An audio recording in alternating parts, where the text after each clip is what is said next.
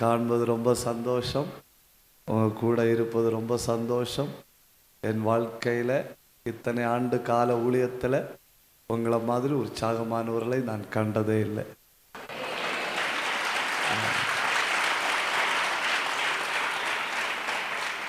சரி, எல்லாரும் பைபிள் கொண்டு வந்திருக்கீங்க இல்லையா? டைரி கொண்டு வந்திருக்கீங்க இல்லையா? பேனா கொண்டு வந்திருக்கீங்க இல்லையா? சரி, அப்படியே கொஞ்சம் ஆழமாக வசனத்தை தியானிக்கலாம். யாத்திரையாகமம் 2ஆம் அதிகாரம் 11வது வசனம்.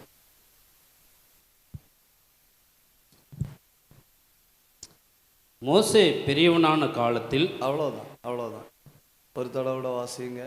மோசே பெரியவனான காலத்தில். பார்த்தீங்களா, ஒரு சின்ன காரியத்தை சொல்லி மோசே பெரியவனான பொழுதுன்னு சொன்னால் போதும். மோசே பெரியவனான பொழுது அப்படின்னு சொன்னால் போதும். when he have became grown enough அப்படின்னு சொன்னாலும் போதும். ஆனால் என்ன சொல்லியிருக்கு? மோசே பெரியவனான காலத்தில். அதுலேருந்து உங்களுக்கு என்ன புரியுது? என்ன கஷ்டம் இல்லை, என்ன புரியுது? அந்த காலத்தில் ஒருத்தன் பிழைக்கவே முடியாது. பிழைக்க முடியாத காலத்தில் ஒருவன் பெரியவனாக இருந்திருக்கிறான். ஆண் பிள்ளைகள் அந்த காலத்தில் பிழைக்கவே முடியாது. ஒரு ஆண் பிள்ளை பிழைக்க முடியாத காலத்தில் மோசே பெரியவனான காலம் அப்படின்னு சொல்லி இருக்கின்றான். பிழைக்க முடியாத காலத்தில் பெரியவனாக இருந்திருக்கிறான்னு தானே அர்த்தம். அதுதான் இன்னைக்கு மாலையில் நான் பேச போகிற செய்தி. மோசே பெரியவனாகிய காலம். ஒரு தடவை சொல்லுங்க. மோசே பெரியவனான காலம். அதாக நான் பேச போகிறது. கொஞ்சம் என்னெல்லாம் பேசுவேங்கிற தொடக்கத்தில் சொல்லி விட்டுடுறேன். அப்போ பெரிய பிரச்சனை இருக்காது இல்லையா? நான் பேச போகிறது ரோல் ஆஃப் மோசஸ். அந்த ரோலுக்கு என்ன சொல்லுவாங்க? Role ROLE.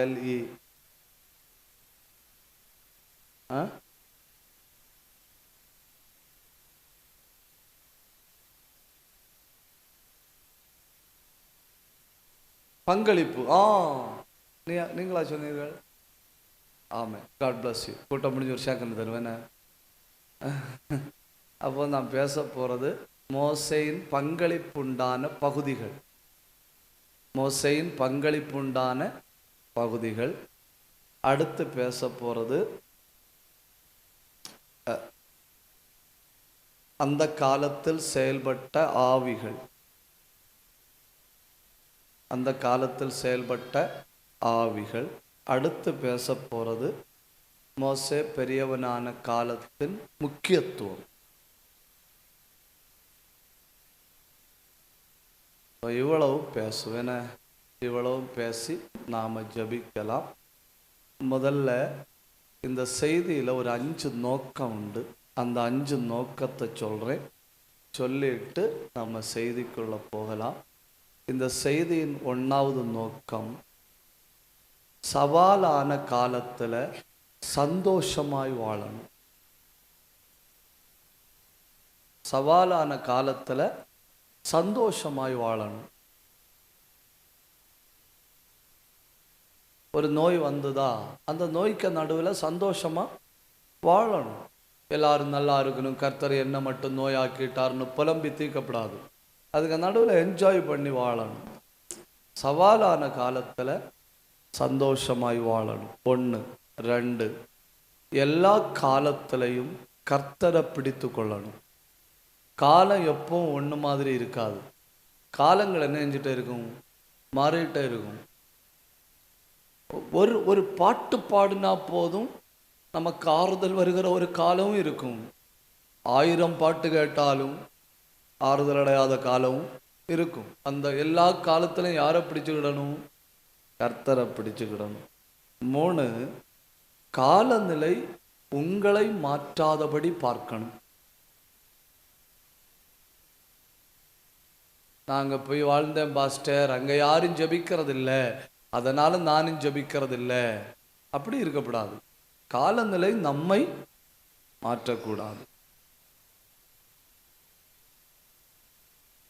4, அந்தந்த காலத்தின் மனிதர்களாக இருக்கணும்.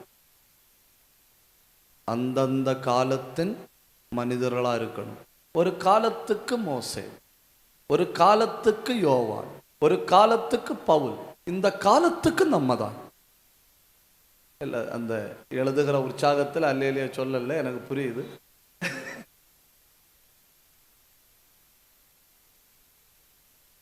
அஞ்சு, அடுத்த தலைமுறைக்கு வரலாறாயிரு. அடுத்த தலைமுறைக்கு வரலாறாயிரு. அப்போ இந்த 5 நான் இன்னைக்கு பண்ண போகிற செய்தியில் உள்ள என்னுடைய நோக்கமாகும். குழந்தா பெண் எழுதலையா? எழுதா? எல்லாருக்கும் பேனா ஒர்க் ஆகுது இல்லையா? ஒரு அல்லேலியா சொல்லுங்க. சந்தோஷமா ஒரு அல்லேலியா சொல்லுங்க. சரி, முதல்ல அப்போ என்ன பார்க்க போகிறோம்? மோசேயினுடைய பங்களிப்புண்டான பகுதிகள். நாம் பைபிளில் இருந்து மோசேயினுடைய பங்களிப்புண்டான 32 பகுதிகள் கண்டுபிடிச்சேன். மோசேயினுடைய பங்களிப்பு உண்டான 32 பகுதிகளை கண்டுபிடிச்சேன். ஆனால் 32 சொல்ல முடியாது. நான் கண்டுபிடிச்ச 32 எண்ணம், ஆனால் நான் 5 எண்ணம் சொல்லுவேன். மோசேயின் பங்களிப்பு எத்தனை எண்ணம் சொல்லுவேன்? 5 எண்ணம். 1, நீதிமன்றத்தில் பங்களிப்பு. 1வது பங்களிப்பு எங்க இருந்திருக்கு? நீதிமன்றத்தில். யாருக்க பங்களிப்பு இருக்கு?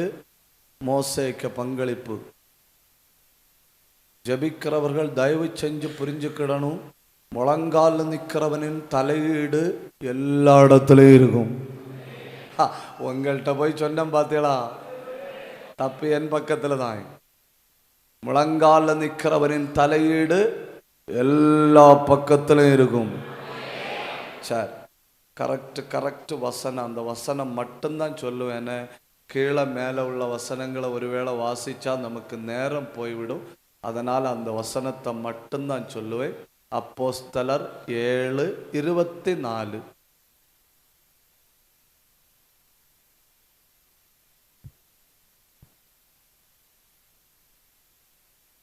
அப்பொழுது அவர்களில் ஒருவன் அநியாயமாய் நடத்தப்படுகிறதை கண்டு. பாத்தீங்களா என்ன அநியாயம்? இது எங்க பயன்படுத்துற வார்த்தை? நீதிமன்றத்தில். பேசுங்க, நீதிமன்றத்தில் பயன்படுத்துகிற வார்த்தை. நான் காலையில் உங்களை பேச வைக்காத, நான் டயர்டாக இருந்ததுனால நானே பேசி முடிச்சிட்டேன். இனி அப்படி விட முடியாது இல்லையா? அப்போ அநியாயம் என்கிற வார்த்தை எங்கே பயன்படுத்துறது? நீதிமன்றத்தில். வாசிங்க. அப்பொழுது அவர்களில் ஒருவன் அநியாயம் நடத்தப்படுகிறதை அவன் கண்டு அவனுக்கு துணை நின்று எகிப்தியனை வெட்டி துன்பப்பட்டவனுக்கு நியாயம் செய்தான். இப்போ இந்த இடத்துல நீதிமன்றத்தில் மோசேயினுடைய பங்களிப்பு என்ன? அவன்தான் ஜட்ஜு. அவன்தான் ஜட்ஜு. அவன் சொல்றான் கிரிமினலா அண்ணா வெட்டி எடுத்து போட்டிருக்கேன்னு. ஹல்லேலூயா. இப்போ நம்ம இந்த காலத்தில் பட்டயத்தை எடுக்க முடியாது, பட்டயத்தை எடுங்கன்னு நான் சொல்லவும் முடியாது. ஆனால் நீங்க முழங்கால நின்னால் கர்த்தர் நியாயம் செய்வார். கையை தட்டணும். ஒரு தேவ பிள்ளை முழங்கால நின்னால் கர்த்தர் நியாயம் செய்வார்.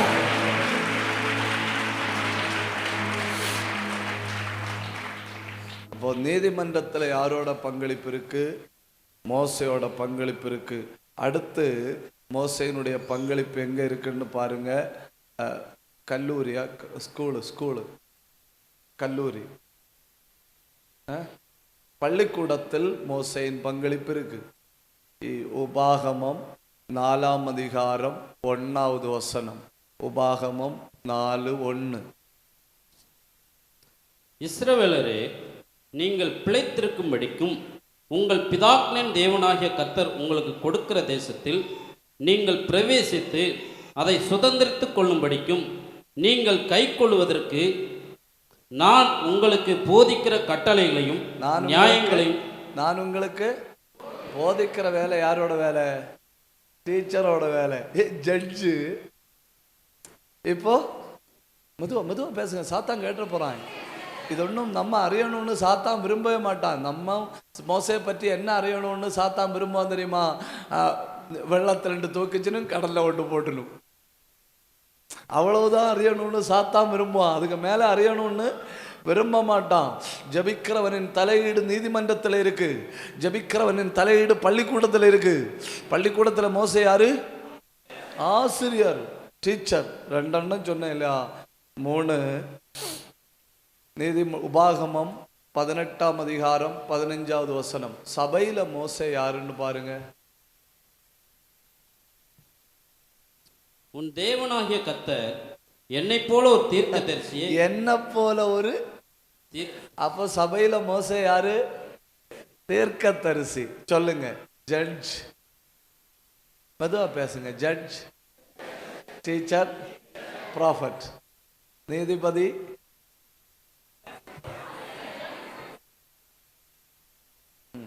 மெதுவாகவே பேசுங்க. 4 போர்க்களம் உண்டு இல்லையா? யுத்தம். யுத்தத்தில் மோசையின் பங்களிப்பு என்னன்னு பாருங்க. யாத்திரையாகமம் 17ஆம் அதிகாரம் 9வது வசனம். அப்பொழுது மோசே யோசுவாவை நோக்கி, நீ நமக்காக மனிதரை தெரிந்து கொண்டு புறப்பட்டு அமலேக்கோட யுத்தம் பண்ணு. நாளைக்கு நான் மலை உச்சியிலே தேவனுடைய கோலை என் கையிலே பிடித்து கொண்டு நிற்பேன் என்றான். போர்க்களத்தில் நான் உண்டு, ஆனால் நான் சண்டை போட மாட்டேன். அப்படின்னா இவர் யாரு? தளபதி, கேப்டன். கேப்டன்னா அந்த அணில் குஞ்சு அந்த கேப்டன் இல்ல.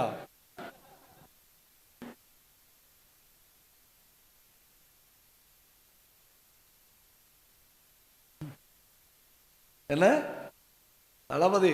நான் இராணுவத்தில் எல்லாம் கீழே இறங்கி அடிக்க முடியாது. நான் மேல்மட்டத்தில் இருந்து ஆர்டர் வாங்கி போட்டுட்டு இருப்பேன். நான் ஆர்டர் வாங்கி போடும்போது யுத்தம் வெற்றி பெற்று கொண்டிருப்பீர்கள். இனி ஒன்று கூட சொல்லணும். நான் உண்மையில் அதை எழுதி வச்சுட்டு யோசித்தேன், சொல்லணுமா வேண்டாமா, இவங்களுக்கு புரியுமா வேண்டாமா. அதெல்லாம் பிரச்சனை கிடையாது, பைபிளில் இருக்கு இல்லையா? சொல்லித்தான் ஆகணும். அடுத்த ரோல் யாத்திரையாகமம் 7ஆம் அதிகாரம் 1வது வசனம். இந்த உலகத்தில் போட்டி இல்லாத ஒரே ஒரு பதவி தான் உண்டு. அந்த பதவிக்கு மட்டும் எலெக்ஷன் கிடையாது. அந்த பதவியில் வச்சுட்டா பின்ன யாரும் இறக்கி விடுவணும்னு பயப்பட வேண்டாம். 5 ஆண்டுக்கு ஒரு முறை ஜனங்களை சந்திக்க வேண்டாம். அந்த போஸ்ட்டுக்கு மட்டும் எதிர்ப்பு பிரச்சனை ஒன்றும் இல்லை. அந்த போஸ்ட்லையும் தூக்கி வச்சுட்டாரு.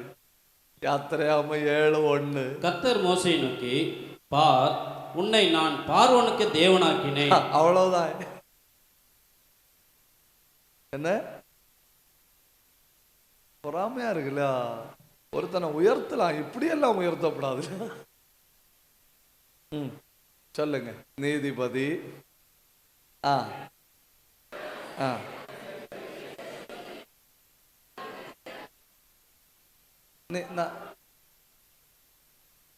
நான் சொன்னேன், நான் 30 எண்ணம் கண்டுபிடிச்சேன்னு.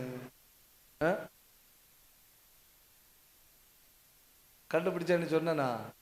நான் என்ன யோசிக்கிறேன், இந்த 32 போஸ்ட்டும் ஒரு ஆளு கொடுக்கணும்னா அதில் நமக்கு என்ன தோணுது? உத்தமர்களை தேடுறாரு. உத்தமனை கண்டுபிடிச்சார்னா இருக்கிறத மொத்தம் இது பொறாம வர வாய்ப்பு உண்டு. உத்தமர்களை தேடுறாரு, ப்ளூரல். உத்தமர்களை தேடுகிறார். உத்தமர்களை தேடி ஒரு உத்தமனை தான் கிடைச்சிட்டேன்னா மொத்த பொறுப்பை அந்த உத்தமன்ட்ட கொடுத்துட்டு அடுத்து சொல்றாரு, சரி இனி தேவன் போஸ்ட் மட்டும் இருக்கு, அதையும் கூட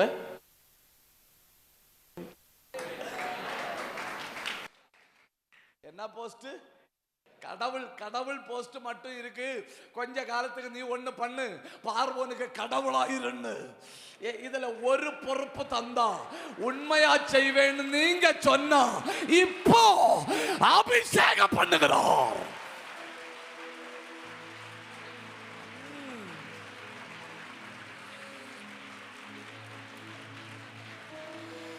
உடகடகடகல் கதனகடகல் கபனகதனி அந்தராதரா அந்தல் பிரௌடபத்தரபலபரபலவா ரேல் அந்தரபலவா.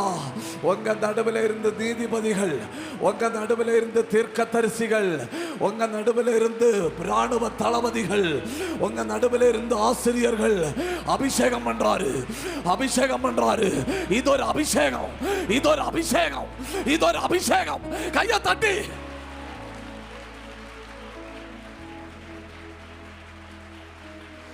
உடபல வைடபத்தல் ஆதரத்தர சந்தல் கபன கடகத்துநாதன அத்தரத்தல் ஆதரத்தர ரேல் அந்தரிகத்தர அல் பந்தரபலமா. யாரோ சிலருக்கு மேலே தீர்க்க தரிசன அபிஷேகம் வந்து விழுகிறது. யாரோ சிலருக்கு மேலே கற்றுக் கொடுக்கிற அபிஷேகம் வந்து விழுகிறது. யாரோ சிலருக்கு மேலே எழுதுகிற அபிஷேகம் வந்து விழுகிறது. யாரோ சிலருக்கு மேலே நியாயம் தீர்க்கிற அபிஷேகம் வந்து விழுகிறது. யாரோ சிலர் இதுவரை கண்டிராத அளவில் கர்த்தர் அபிஷேகம் பண்றாரு. எங்க இருந்தாலும் கண்ண மூடி கையை தட்டி வாயை திறந்து உடத்தர தர தர ரிபக்கத்தாரியா அல்ஹம்தரபலவா. இதொரு அபிஷேகம், இதொரு அபிஷேகம், இதொரு அபிஷேகம், இதொரு அபிஷேகம், இதொரு அபிஷேகம், இது ஒரு அபிஷேகம்.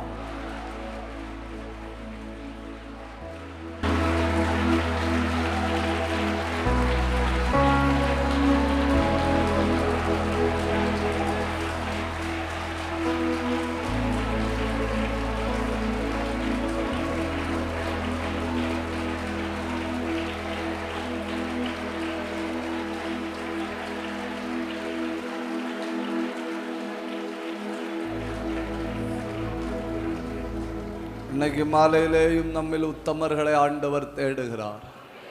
அல்லேலூயா.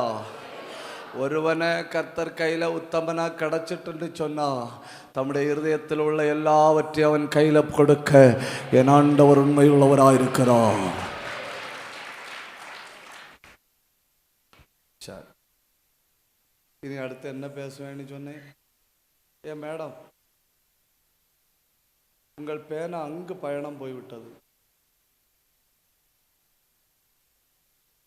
அது யாரோட பேனா?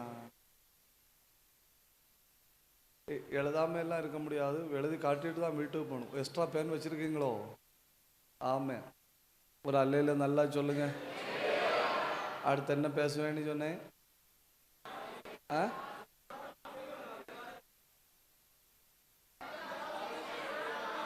அந்த காலத்தில் செயல்பட்ட ஆவிகள். ஓகே, அந்த காலத்தில் செயல்பட்ட ஆவி என்பது ஒன்று பார்வோனின் ஆவி. அந்த காலத்தில் செயல்பட்ட முதல் ஆவி என்ன? பார்வோனின் ஆவி.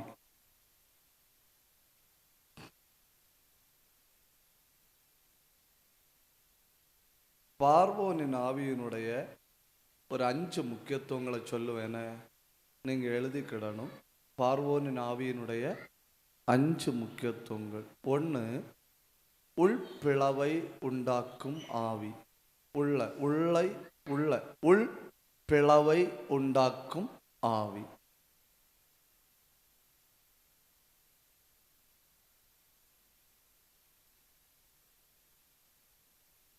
என்ன உண்டாக்குற ஆவி? உள்பிளவை உண்டாக்குகிற ஆவி. இப்போ நான் ஒரு கேள்வி கேட்குறேன், நீங்கள் யோசிச்சு பதில் சொல்ல முடியுமான்னு பார்த்து சொல்லுங்க. எபிரேய பிள்ளைகளை கொலை பண்ணணும் இல்லையா? எபிரேய பிள்ளைகளை கொலை பண்ணுறதுக்கு எந்த மருத்துவச்சிகளை பார்வோன் பயன்படுத்தினான்? எகிப்திய மருத்துவச்சிகளை. அப்படிதானே? யாரை பயன்படுத்தினா? எகிப்திய மருத்துவச்சிகளை. எகிப்திய மருத்துவச்சிகளைன்னு சொல்கிறவங்க எல்லாம் நல்ல உற்சாகமாக ஒரு அல்லையிலேயே சொல்லுங்க.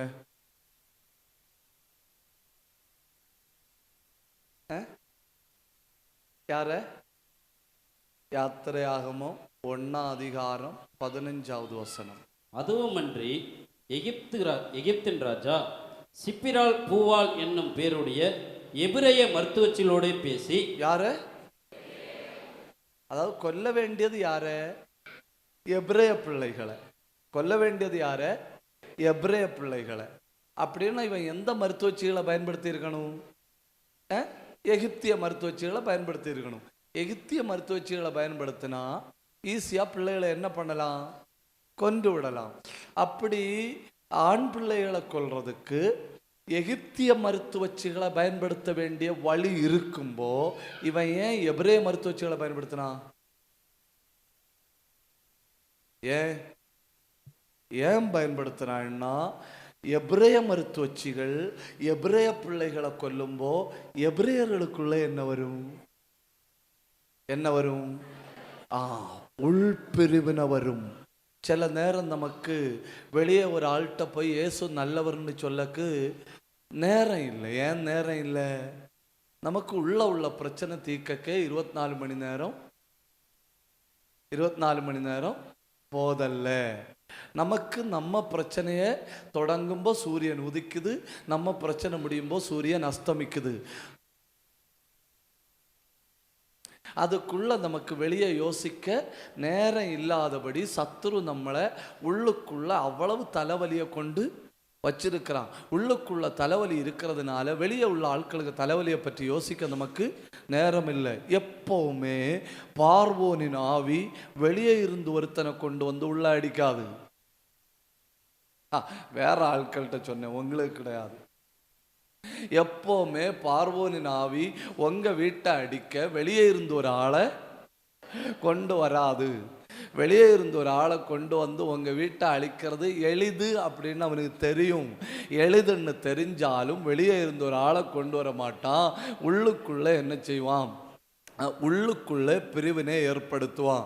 உள்ளுக்குள்ள பிரிவினை வந்துட்டுன்னா அப்புறம் ஜெபிக்க முடியாது, அவங்க கூட உட்கார்ந்து பாட்டு பாட முடியாது, அவங்க உட்கார்ந்துருக்கிற இடத்துல நம்ம உட்கார்ந்துருந்தா தேவ பிரசன்னத்தை அனுபவிக்க முடியாது. எரிச்சல் வந்துட்டு தான் இருக்கும், பிரச்சனை பெருசாகிட்டு தான் இருக்கும். இவங்க அந்நிய பாஷை பேசும்போது நான் எப்படி அந்நிய பாஷை பேசக்கு, இவங்க துதிக்கும்போது நான் எப்படி துதிக்கக்கு, இவங்க பாடும்போது நான் எப்படி பாடக்கு, இவங்க ஆராதிக்கும்போது நான் எப்படி ஆராதிக்க. பார்த்தீங்களா? உட்பிரிவினையை கொண்டு வரதாக்கும் பார்வோனின் ஆவி. ஆனா உட்பிரிவினையை உண்டு பண்ணக்கு, கவனிங்க, உட்பிரிவினையை உண்டு பண்ணக்கு 2 எபிரேய மருத்துவச்சிகளை பார்வோன் கையில எடுக்க முன்னமே கர்த்தர் அந்த மருத்துவச்சிகளுக்குள்ள தெய்வ பயத்தை விதைத்தார்னு சொன்னா எத்தனை பேர் கை தட்ட முடியும்? எத்தனை பேர் வா திறக்க முடியும்? சத்துரு திட்டம் போடுறதுக்கு முன்னமே ரொம்ப முன்ன கையை தட்டி வாயை திறந்து எதிராளி திட்டம் போடுறதுக்கு ரொம்ப முன்ன என் ஆண்டவர் திட்டம் போடுகிறார். உள்ள உண்டாயிருக்கிற பிரிவினைகள் இயேசுவின் நாமத்தில் விலகுகிறது. உங்க குடும்பத்துக்குள்ள உண்டாயிருக்கிற பிரிவினைகள் இயேசுவின் நாமத்தில் விலகுகிறது. கர்த்தர் ஐக்கியத்தை விதைக்கிறார். உடபலபரபலப சந்தரபலபரியாந்தல் பிரௌடபரபலபரபலபா. அப்போ பார்வோனின் ஆவி 1 உள் பிளவை உண்டாக்கும் ஆவி, 2 பார்வோனின் ஆவி மாய்மாலமாய் அறிக்கையிடும் ஆவி.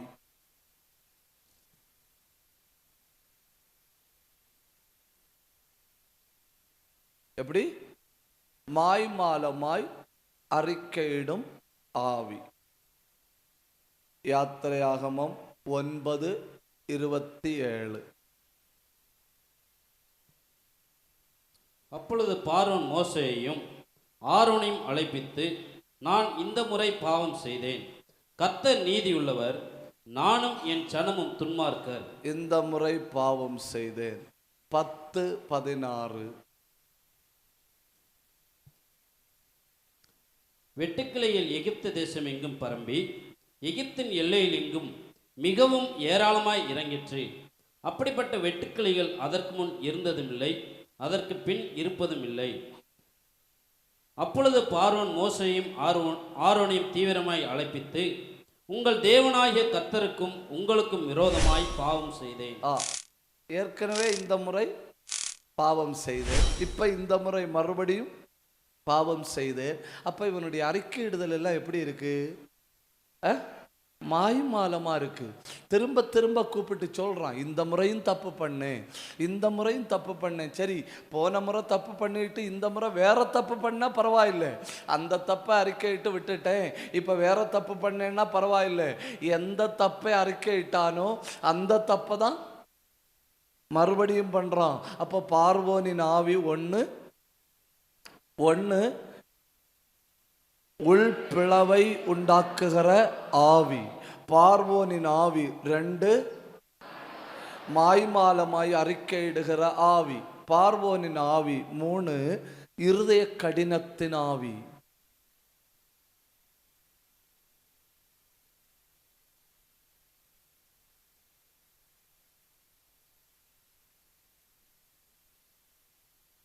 நீங்கள் நேரம் கிடைச்சா உங்கள் பைபிளில் தேடி பார்க்கணும்.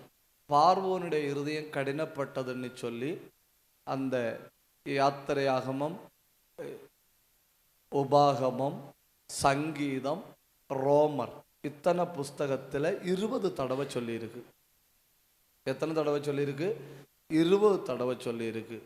நான் அந்த யாத்திரையாகமத்தில் இருந்து மட்டும்தான் எடுத்துட்டு வந்தேனே. யாத்திரையாகமம் 8:15.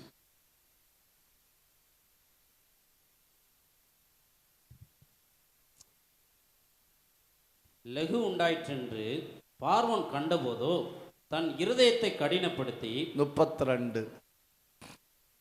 பார்வோனோ இந்த முறையும் தன் இருதயத்தை கடினப்படுத்தி 9:34. மழையும் கல்மலையும் இடிமுழக்கும் நின்று போனதை பார்வோன் கண்டபோது அவனும் அவன் ஊழியக்காரன் பின்னும் பாவம் செய்து தங்கள் இருதயத்தை கடினப்படுத்தினார்கள். பார்த்தீங்களா? 1வது உள்பிரிவை உண்டு பண்ணுகிற ஆவி, 2வது மாய்மாலமாய் அறிக்கையிடுகிற ஆவி, 3வது இருதய கடினத்தின் ஆவி, 4வது ஆண் பிள்ளைகளை கொல்லுகிற ஆவி.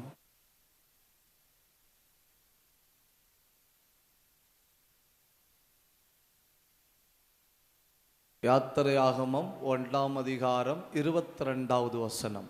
யாத்திரையாகமம் 1:22. அப்பொழுது பார்வோன் பிறக்கும் ஆண் பிள்ளைகளை எல்லாம் நதியிலே போட்டுவிடவும் பெண் பிள்ளைகளை எல்லாம் உயிரோடு வைக்கும் தன் ஜனங்கள் எல்லாருக்கும் கட்டளையிட்டார். ஒவ்வொன்றா சொல்லுங்க பார்வோனின் ஆவிய. 1,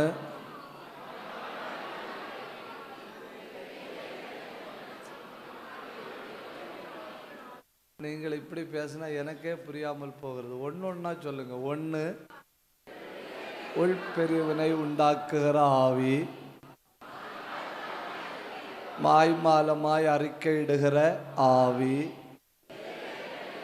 இருதய கடினத்தின் ஆவி, ஆண் பிள்ளைகளை கொல்லுகிற ஆவி. 5 எதையும் அடித்து நொறுக்குகிற ஆவி.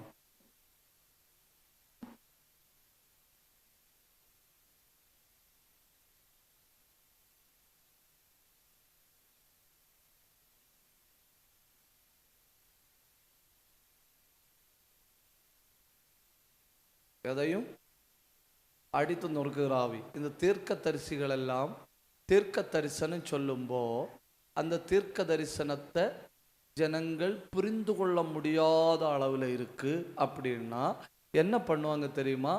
ஜனங்கள் புரிந்து கொள்ள முடிகிற பொருட்களை பயன்படுத்துவாங்க. இப்போ உதாரணத்துக்கு, நீதிமான் எப்படி இருப்பான்? நீதிமான் வானள உயர்ந்து அப்படி இப்படின்னு சொல்லி கொடுக்கறத விட சின்ன குழந்தைகளுக்கு புரிகிற அளவில் நீதிமான் பனையப்போல், நீதிமான் பனையப்போல், இப்படி எளிதாக புரிந்து கொள்வதற்கு ஆண்டவர் தீர்க்கதரிசியுடைய வாயில அந்த காலத்தின் மனிதர்களுக்கு தெரிந்த, அதே நேரத்தில் இந்த ஆள் இப்படிப்பட்டவர் என்பதை ஜனங்களுக்கு விளக்குகிற உதாரணங்களை போட்டு கொடுப்பார். அந்த வகையில் பார்வோனுக்கு பைபிளில் பயன்படுத்தப்பட்ட மிருக உதாரணம் என்னன்னு தெரியுமா உங்களுக்கு? பரவாயில்லையே, எசேக்கியேல் தீர்க்கதரிசியின் புஸ்தகம் 32ஆம் அதிகாரம் 2வது வசனம்.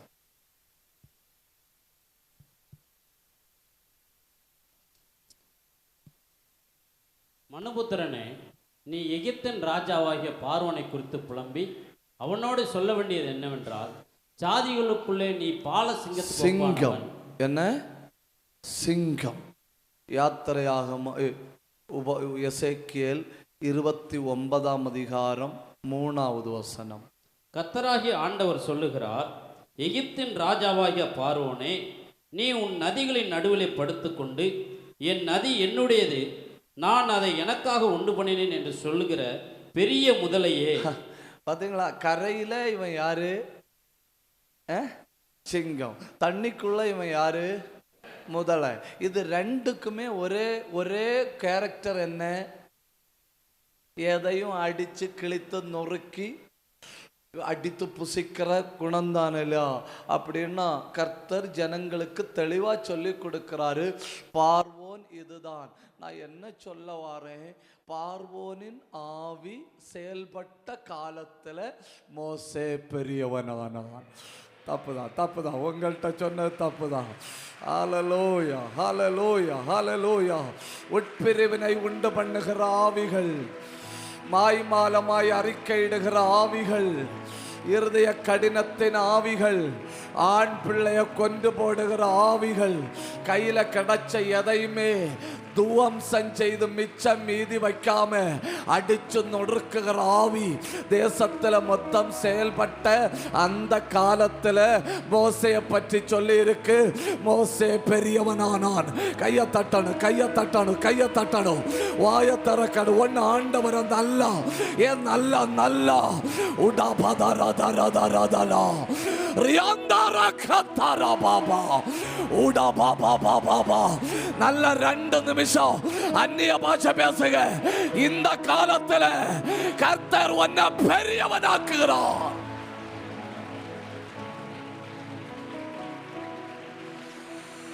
உடகதன கடகதன கமன கடகதன அந்தல் கமன பிரௌட பத்தரா ரேல் அந்தரிகத்தர பலமா. நல்ல 2 நிமிஷம் கண்ணை மூடி கையை தட்டி, மாய்மாலம் பண்ணுகிற ஆவிகள் செயல்படுகிற அதே தேசத்துல கர்த்தர் உன்னை பெரியவனாக்குகிறார். இருதய கடினத்தின் ஆவிகள் செயல்படுகிற அதே உலகத்துல கர்த்தர் உன்னை பெரியவனாக்குகிறார்.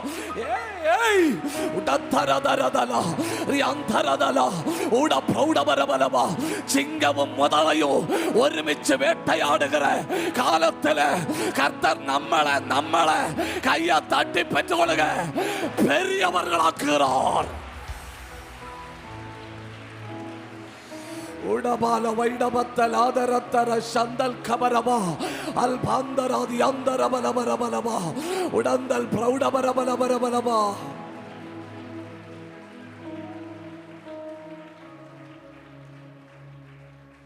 அப்போ தேவ பிள்ளை வளர முடியாது என்கிற ஒரு காலம் வரலாற்றில் இல்ல. தேவ சபை தலை உயர்த்த முடியாது என்கிற ஒரு காலம் வரலாற்றில் இல்ல. நீ எழும்ப முடியாது என்கிற ஒரு காலம் உலகத்தில் இல்ல. பார்வோன் வாழ்ந்து கொண்டிருக்கிற அதே மண்ணில், அதே நேரத்தில், அதே காலத்தில் மோசே பெரியவனாய் எழும்ப முடியுமானால் கர்த்தர் தமது பிள்ளைகளை எழுப்புகிறார். கையை தட்டி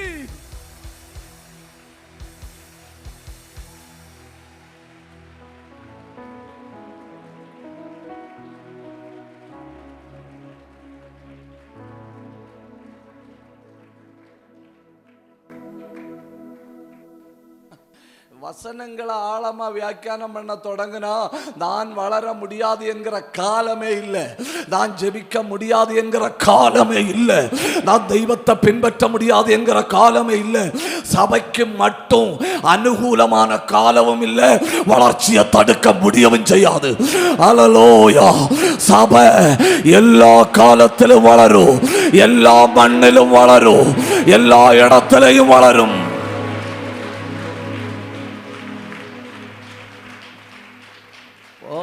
மோசே பெரியவனான காலத்தின் முதல் முக்கியத்துவம் அந்த காலத்தில் செயல்பட்டு கொண்டிருந்த பார்வோனின் ஆவி. அந்த பார்வோனின் ஆவிக்கு எத்தனை முக்கியத்துவம் உண்டு? 5 முக்கியத்துவம். 1, உள்பிளவை உண்டு பண்ணும். எந்த நேரத்திலையும் ஒரு பிரிவினை, எந்த நேரத்திலையும் ஒரு உள்பிரிவினை. எபிரேய பிள்ளைகளை கொல்ல எபிரேய மருத்துவச்சிகளை பயன்படுத்த பார்க்குறான் சாத்தான். 2 5-6 தடவை சொல்லியாச்சு, நான் இன்னி தப்பு பண்ண மாட்டேன், தீர்மானம் பண்ணியாச்சு, எழுதி வச்சு தீர்மானம் பண்ணியாச்சு, நான் தப்பு பண்ண மாட்டேன். ஆனால் மறுபடியும் அதே தப்பில் போய் விழுகிற காலம். 3 எவ்வளோ ஆலோசனை கேட்டாச்சு, எவ்வளோ பிரசங்கம் கேட்டாச்சு, எவ்வளோ வசனம் கேட்டாச்சு, எத்தனை பேர் எனக்காக ஜெபம் பண்ணியாச்சு. ஆனால் அதன் எல்லாத்தினையும் விளைவு இருதயம் கடினப்பட்டு கொண்டு போகிறதே தவிர இருதயம் லகுவானதா தெரியல. அடுத்தது ஆண் பிள்ளைகளை கொன்று போடுகிற ஆவி. அடுத்தது தண்ணீர்ல முதலையும் கரையில சிங்கவுமாய் பார்மன் வேட்டையாடுகிற காலத்துல மோசே வளர்ந்து பெரியவனானான். கைதட்டி ஆண்டவரை உயர்த்துங்க.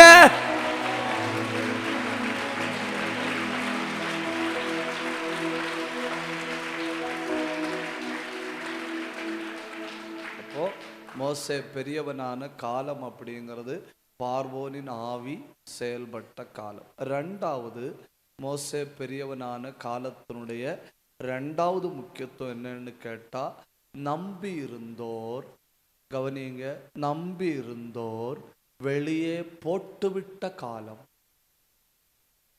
நம்பி இருந்தோர் வெளியே போட்டுவிட்ட காலம். அப்போஸ்தல நடபடிகள் 7ஆம் அதிகாரம் 21வது வசனம்.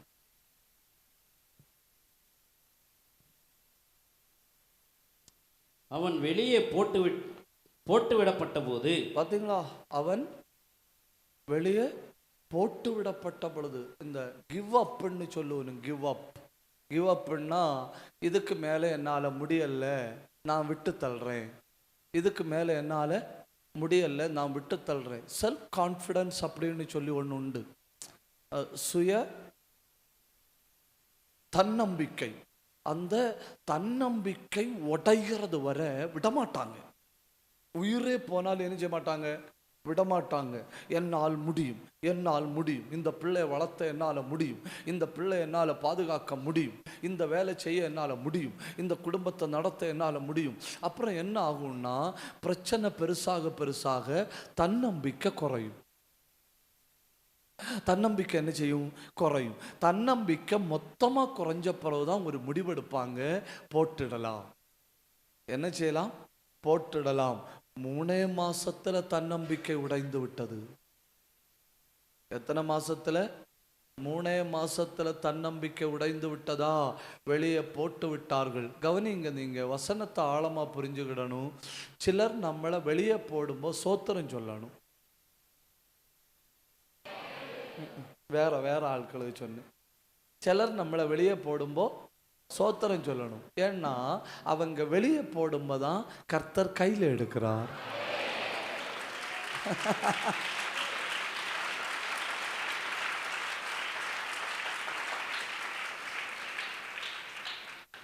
அந்த அப்போஸ்தலர் 7:21 பாருங்க. அவங்க போட்டதுனால தான் யாரு கையில் எடுத்தது? பார்வோனின் குமாரத்தை. அப்படின்னா சின்ன ஆட்களுக்கு கையில இருந்து கை நழுவ பண்ணி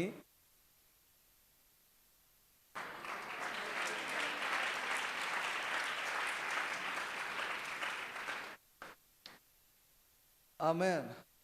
ஆகார் அந்த பிள்ளையை கண்டிப்பா என்ன செய்யணும், ஒரு இடத்துல போடணும். பிள்ளையை போட்டுட்டு அம்பு பாயும் தூரத்தில் போய் நின்று என்னால் முடியலன்னு சொல்லணும். ஆகார் போடும்போதான் தூதன் கையில் எடுக்க முடியும்.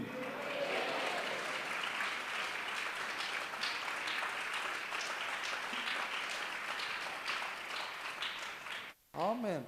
நம்ம அண்ணா என்ன பண்ணும், என்னை போட்டு விட்டார்களே, என்னை போட்டு விட்டார்களே அப்படின்னு புலம்பி ஆயுசே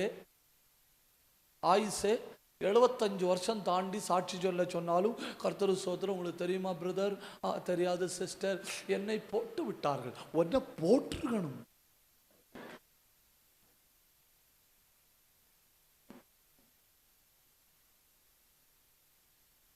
சிலர் நம்மளை உதறது நல்லது. ஆமா, சிலர் நம்மளை விட்டு தள்ளுறது நல்லது. அந்த கையில் இருக்கிற கோல் பாம்பாகணும்னா கோலை என்ன செய்யணும், கர்த்தர் சோதனை எனக்கு ஆண்டவர் தந்தது, அதெல்லாம் தொட முடியாதுன்னு சொல்லி இடுப்பில் சொல்லி வச்சுட்டு நடந்தா கர்த்தரே சொல்றாரு போடுன்னு. கர்த்தர் சொன்னாரு, போட்டான். போட்டப்ப என்ன ஆனது? பாம்பானது. அப்ப சில நேரம் எல்லாம் உதறி தள்ளப்படுறதே நல்லது. நமக்கு இந்த பாலிசி தெரியாது, நமக்கு இந்த பரலோகத்தின் பாலிசி தெரியாது. அவரு மோசேனுடைய குடும்பக்காரங்கள்ட்ட உதறி தள்ளவும் சொல்லுவாரு, பார்வோனிட குமாரத்திட்ட உனக்கு பிள்ளை தாரேன்னு சொல்லுவாரு.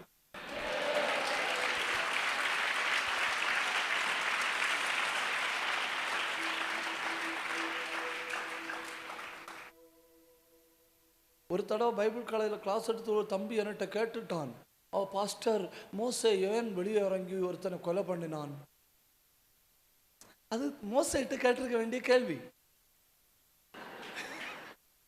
ஆனா கேட்கறது யார்கிட்ட? என்கிட்ட. நான் பதில் சொல்லாம விட்டேன்னு நினைக்கிறேன். நான் சொன்னேன், மகனே, மீதியான் தேசத்துல ஒரு ஆசாரிய மூத்த பெண் பிள்ளை கல்யாணம் நடக்கணும்னு ஜெபம் பண்ணிட்டு இருக்காருன்னு. உங்களுக்கு புரியல. இவன் இங்க கொலை பண்ணாதான் அங்க என்ன நடக்கும்? அதுக்கு பிறகு இன்னொரு கேள்வி வந்துன்னு நினைக்கிறீங்க. ஒரு அல்லேலூயா நல்லா சொல்லுங்க உற்சாகத்தோட. சிலர் ஒன்ன வெளியே போடுவது அழிவின் அடையாளம் அல்ல. சிலர் ஒன்ன வெளியே போடுவது அற்புதத்தின் அடையாளம். மோசே அவர்கள் வெளியே போட்டு விட்ட பொழுது பார்வோனுடைய குமாரத்தை அவனை கையில் எடுத்து தனக்காக வளர்த்தார். இந்த ஒரு வசனத்துக்காக ஒரு நிமிஷம் கையை தட்டி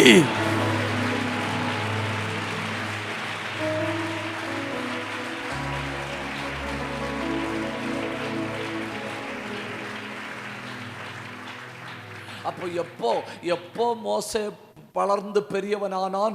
பார்வோனின் ஆவி தேசத்தில் செயல்படுகிற அதே காலத்தில் வளர்ந்து பெரியவனானான். தேசத்தில் ஆவிகள் செயல்பட்டு தான் இருக்கும், தேசத்தை அசுத்த ஆவிகள் தாக்கிட்டு தான் இருக்கும். அதுக்கு நடுவில் நீ வளர்ந்து கொண்டிருக்கணும்.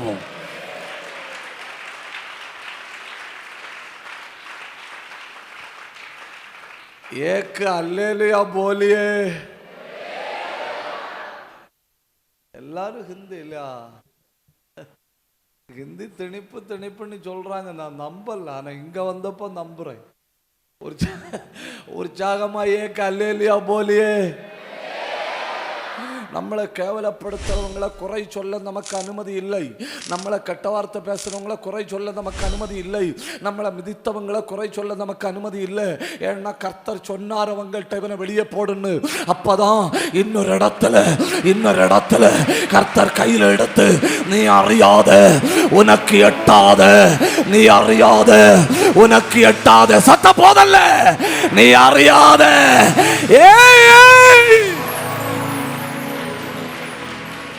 அல்கமன ரகதநாதர சந்தரதலா. ஒரு நிமிஷம் கையை தட்டுங்க. போற்றுவோர் போற்றட்டும், தூற்றுவோர் தூற்றட்டும், புகழ்வோர் புகழட்டும், இகழ்வோர் இகழ்வட்டும், மிதிப்போர் மிதிக்கட்டும், மதிப்போர் மதிக்கட்டும், சிலர் வெளியே போடட்டும். கர்த்தர் உன்னை கையில எடுக்கிறார்.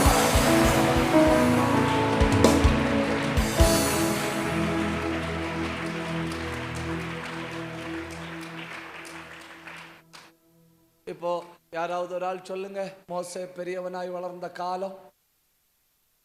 1 பார்வோனின் ஆவி செயல்பட்ட காலம். 2 வெளியே நம்பி இருந்தோர் வெளியே போட்டுவிட்ட காலம். உங்களுக்கு தெரியுமா ஏன் யோசேப்பு 13 ஆண்டுகள் ஜெயிலில் கிடக்க வேண்டி வந்துன்னு உங்களுக்கு தெரியுமா? அவ்வளவு செல்ஃப் கான்ஃபிடென்ட், அவ்வளவு தன்னம்பிக்கை. நான் வெளியே வருவேன். அந்த தன்னம்பிக்கை உடைகிறது வரை கர்த்தர் வெயிட் பண்ணிட்டு இருக்காரு. நீ வெளியே வருவே, உள்ள போட்ட மறுநாளே முடியல ஆண்டவரே அப்படின்னு சொல்லி இருந்தா பத்திரமா மறுநாளே வெளியே எடுத்திருப்பாரு. உள்ள போட்ட அடுத்தால் நான் யார் தெரியுமா? நான் கிருபை உள்ளவன், நான் தரிசனம் உள்ளவன், நான் ஆவியில நிரம்பினால், நான் அந்நிய பாஷை பேசினால், நான் துதித்தால் சிறை என்ன, சிறையின் கதவு என்ன? கர்த்தர் ஓகே வெயிட். அப்ளிகேஷனை விடுவிக்க எழுதி வச்சிருந்த அப்ளிகேஷன் எடுத்து குப்பையில போட்டுட்டு கர்த்தர் ஒதுங்கி இருந்தாரு. 10 வருஷம் இவனுடைய தன்னம்பிக்கை உடையவே இல்லை. கடைசியில் எப்போ தன்னம்பிக்கை உடைஞ்சு தெரியுமா? பானபாத்திரக்காரன் மறந்தான்னு சொன்ன உடனே अपने बच्चे के लिए கடைசி வாய்ப்பு முடிஞ்சு போச்சு அப்படின்னு நினைச்ச அன்னைக்கு ராத்திரி பார்வோன் ஒரு சொப்பனம் கண்டான்.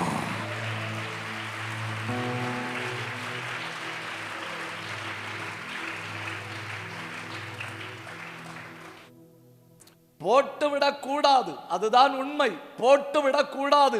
இனி போட்டு விடுறதா இருந்தா கர்த்தருடைய சந்நிதியில கொண்டு போடு. ஐயோ ஐயோ, வேற யார்கிட்டாவது சொல்லி இருக்கலாம். போடக்கூடாது, போடக்கூடாது. இல்ல நான் என்ன போட்டு தள்ளலான்னு பிளான் பண்ணியிருக்கேன் அப்படின்னா உன்னை நீ கொண்டு கர்த்தருடைய சந்நிதியில போடு. கர்த்தர் கையில எடுத்தா பயங்கரமா இருக்கும்.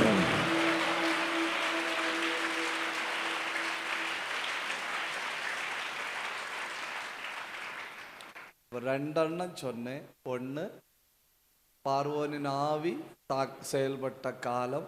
2, நம்பி இருந்தோர் வெளியே போட்டு விட்ட காலம். 3, இது ஜீரணிக்க கொஞ்சம் கஷ்டமாக இருக்கும், ஆனால் கேட்டுட்டு வெளியே போய் தண்ணி குடிச்சுக்கிடுங்க, அப்போ கண்டிப்பாக ஜீரணிக்கும். கர்த்தரே கொல்லும்படி எதிர்த்து வந்த காலம். கர்த்தரே கொல்லும்படி எதிர்த்து வந்த காலம்.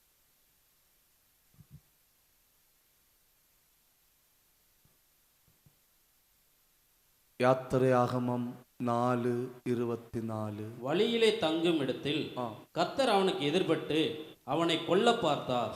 யாரு? உலகம் மொத்தம் எனக்கு பிரச்சனை கொடுத்தாலும் கர்த்தர் என் பட்சத்தில் இருக்கிறது வரை பிரச்சனைகள் பிரச்சனை அல்ல. ஆனா இப்போ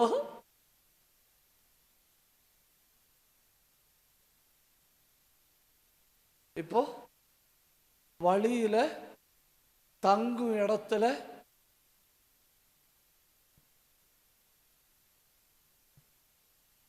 நான் தப்பா கேட்கிறேன்னு நினைக்கப்படாது.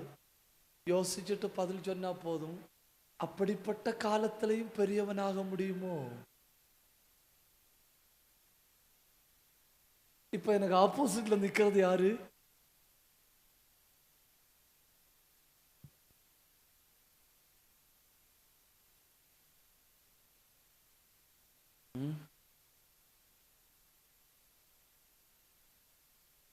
ரொம்ப யோசிக்காதுங்க, தலைமுடி போயிடும்.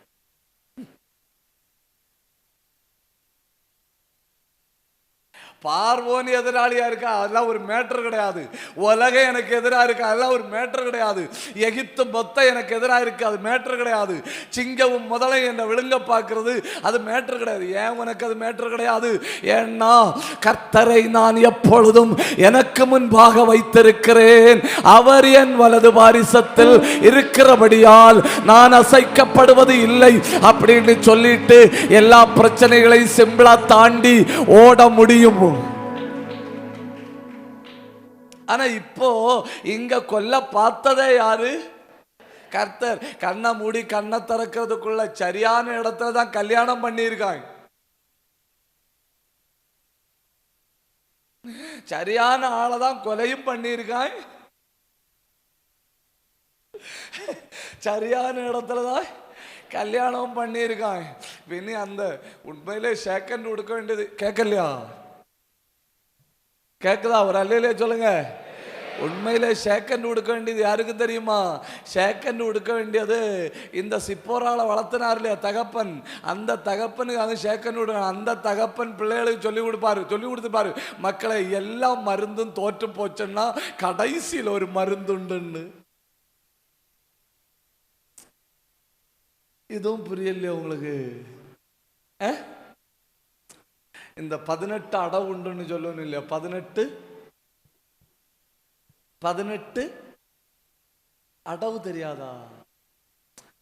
Back kick, front kick, left kick, right kick, upper kick, lower kick, middle kick, அது மாதிரி 18 எண்ணம் உண்டு. குருவானவர் 17 எண்ணம் சொல்லி கொடுப்பாரு. 18வது உள்ளதை பாக்கெட்ல வச்சிருப்பாரு. சிஷ்யன் அதவா எதிரா வந்துட்டான்னா 18வது உள்ளதை யூஸ் பண்ணி அவனை தட்டுறதுக்காக 18வது ரகசியத்தை மட்டும் வெளியே விடாம வச்சிருப்பாரு. இப்போ சிப்போராளின் தகப்பன் அந்த மேஜர் சீக்ரெட்டையும் சொல்லி கொடுத்திருக்காரு. யார் கர்த்தரே உன் புருஷனுக்கு எதிராளியா வந்தா உன் பிள்ளைய விருத்த சேதனம் பண்ணி கர்த்தருக்கு எதிரே போடு, கர்த்தர் கிராஸ் பண்ண மாட்டாருன்னு. உடன்படிக்கைக்கு பவர் தெரியுதா உங்களுக்கு? உடன்படிக்கைக்கு பவர் தெரியுதா உங்களுக்கு? நான் என்ன கேட்கிறேன், நீ ஞான ஸ்நானத்தின் தண்ணிக்குள்ள இறங்குனா பாதாளத்தின் எந்த ஆவியோ உன்னை கிராஸ் பண்ண முடியாதுன்னு கையா தட்டி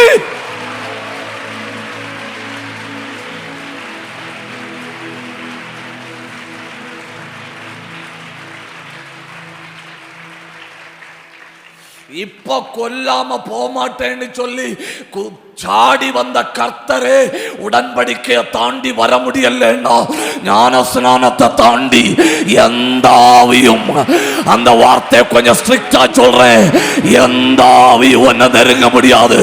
நல்ல ஒரு நிமிஷம் உடன்படிக்கையின் பிள்ளைகள் கையை தட்டி கண்ண மூடி வாயை திறந்து பிடிக்குது. ராகதன ரீகதன கடகதன கமல்கதன பிரௌಢமத்தர சந்தராதியா ரேலாந்தரி கந்தரபலபா ரேந்தல் பிரௌಢமத்தரபலபா ஊடக்கபரபலபா ரேலஹத்தரபலபா.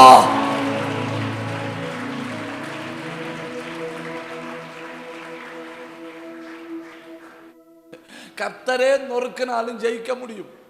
கர்த்தரே நொறுக்கினாலும் ஜெயிக்க முடியும். உங்களுக்கு தெரியுமா பாஸ்டர் ஆதாம்? யாரோ கேள்விப்பட்டிருக்கீங்களா பாஸ்டர் ஆதாம்? ஒரு வரலாற்றில் பெரிய ஒரு ஆள் தெரியுமா உங்களுக்கு பாஸ்டர் ஆதாம்? கேள்விப்பட்டதில்லை? பாஸ்டர் ஆதாம கேள்விப்பட்டதில்லையா? சரி, நீங்க ரொம்ப இன்டீரியரான கிராமத்தில் இருக்கிறீர்கள், அதனால இதுக்கு மேல ஒன்றும் சொல்ல முடியல. பாஸ்டர் ஆதாம ஒரு அனஸ்தேஷியா இன்ஜெக்ஷன் கொடுத்து 2.5 மணி நேரம் மயக்கி போட்டிருந்து.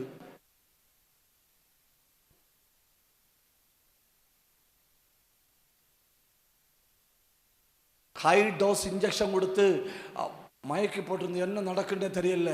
நான் பக்கத்தில் போய் கேட்குறேன், மிஸ்டர் உன்னை மயக்கி போட்டது யாருன்னு. உடனே அவர் சொல்றாரு,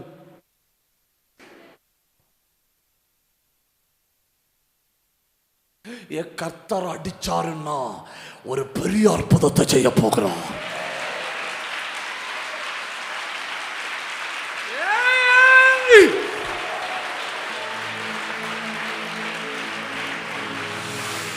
ஒன்ன 2.5 மணி நேரம் கர்த்தர் மயக்கி போட்டாருன்னா வெளி உலகத்துல என்ன நடக்குதுன்னு தெரியல, என் உடம்புல என்ன நடக்குதுன்னு தெரியாத அளவுல கர்த்தர் ஒன்னு அயர்ந்த நித்திரையில தள்ளி விட்டாருன்னா நீ அறியாத ஒரு காரியத்தை கர்த்தர் உற்பத்தி பண்ணுகிறார். கண்ண மூடி கைய தட்டி பாட்டி பிடிங்க. ராபா பாபா ரியாக்கா பாபா ரியாந்தாரா பாபா அல்பந்தாரா பாபா உற்பத்தி பண்ணுகிறார்.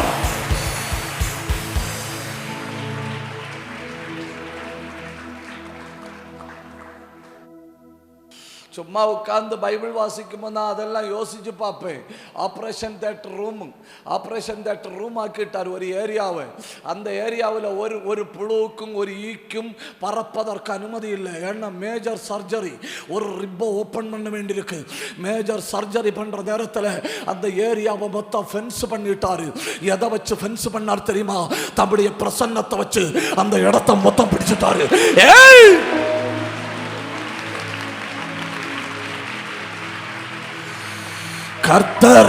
கர்த்தர் உன் உடம்புல கை வைக்கிற நேரத்துல ஒரு புழு பூச்சி கூட அந்த ஏரியாவில் பறக்காது, அந்த ஏரியாவில் பறக்காதுன்னு கண்ணை மூடி கைய தட்டுங்க. கர்த்தர் உன்னை சர்ஜரி பண்ற நேரத்துல ஒரு சத்துருவும் அந்த எல்லையில கூட வர முடியாது. 2 நிமிஷம் கைய தட்டணும். உட்டா பக்கத்தாரா ரிக்கந்தாரபா.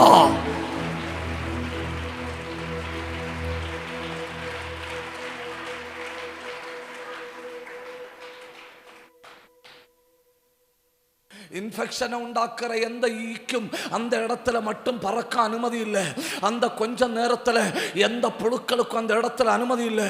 ஒரு ஏரியாவை மொத்தம் எல்லை போட்டுட்டாரு. அந்த ஏரியாவை மொத்தம் எல்லை போட்டுட்டு பரலோகத்தில் இருந்து இறங்கி வந்து ஒரு உடம்புல கைய வைக்கிறாரு, சர்ஜரி பண்றாரு. எப்படிக்குது பயங்கர அபிஷேகம், பயங்கர அபிஷேகம். இந்த சபையை மொத்தம் அந்த பிரசன்னம் பிடிச்சு குலுக்குது. கண்ணை மூடி கையை தட்டி, நீ இருக்கிற இடத்துல இப்போ உடம்புல ஒரு சர்ஜரி.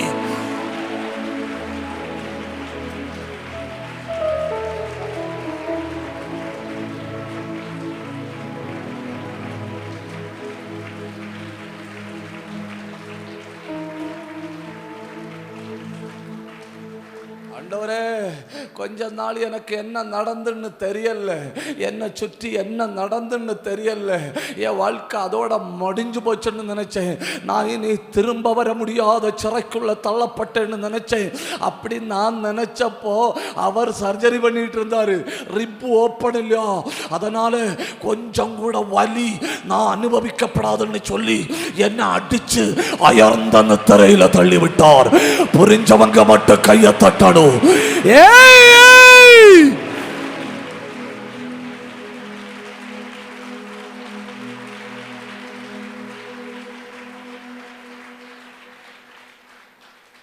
நீங்க யாக்கோபிட்ட கேளுங்க, முழு ரோஜகத்துக்கு போயிட்டு போகும்போது நல்லா தானே போனாய்? ஆமா, இப்படி போனேன் முழு ரோஜகத்துக்கு. மீட்டிங் முடிஞ்சு வரும்போது எப்படி வருகிறாய்? உடனே மனைவிகள் 4 பேர் அட்ஜஸ்ட் பண்ணுற ரொம்ப கஷ்டம். இந்த உலகத்தில் யாருக்கு கேள்விக்கு வேணாலும் பதில் சொல்லலாம், மனைவிக்கு கேள்விக்கு பதில் சொல்லி புரிய வைக்கிறது உலகத்தில் ரொம்ப கடினம். ராகேல், லேயாள், பில்கால், சில்பாள், சப்பு சவரை எல்லாம் கூப்பிடுறாரு. கூப்பிட்டுட்டு சொல்றாரு, கர்த்தர்கிட்ட சண்டை போட்டு ஜெயிச்சேன்னு. கர்த்தர்கிட்ட சண்டை போட்டு ஜெயிச்சேன்னு சொன்னப்போ அவங்க கேட்கணும், பாதி கால் எங்கேன்னு. சண்டை போட்டு ஜெயிச்சா இப்படி இல்லை, வீட்டுக்கு வரணும். இது வீட்டுக்கு வர்றது நம்ம ஊர் தமிழ்ல சொல்லணும்னா அவைய 4 பேரும் மாறி மாறி சொல்லணும், எங்கிட்ட நல்லா வாங்கி கட்டிட்டு வந்துருக்குன்னு.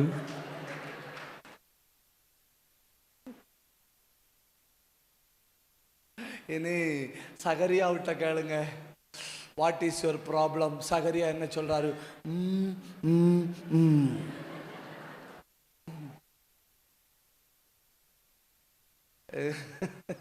வோக்கல் கோடு, டயஃப்ராம், தொண்டை, இதெல்லாம் யார் உருவிட்டு போனது?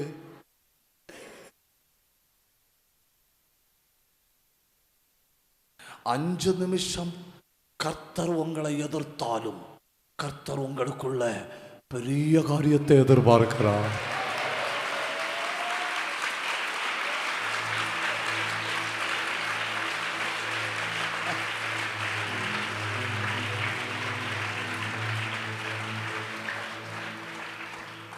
கர்த்தரே இவனுக்கு எதிராளியா வாராருன்னா கர்த்தர் இவன்கிட்ட அவ்வளவு எதிர்பார்க்கிறார். கட்ஸு. இந்த சும்மா தெருவில் நின்று கெட்ட வார்த்தை பேசுறது கொண்டு முதலமைச்சர் பதில் சொல்ல மாட்டார் தெரியுமா? முதலமைச்சர் பதில் சொன்ன என்ன ஆகும்? அவனை ஒரு பொருட்டா என்ன மாதிரி ஆயிடும். நம்மளும் அப்படிதான், பதில் சொல்ல போகப்படாது. நம்ம பதில் சொன்னா அவங்கள நம்ம ஒரு பொருட்டா எடுத்திருக்கோம். அவன் கிடக்குறான்.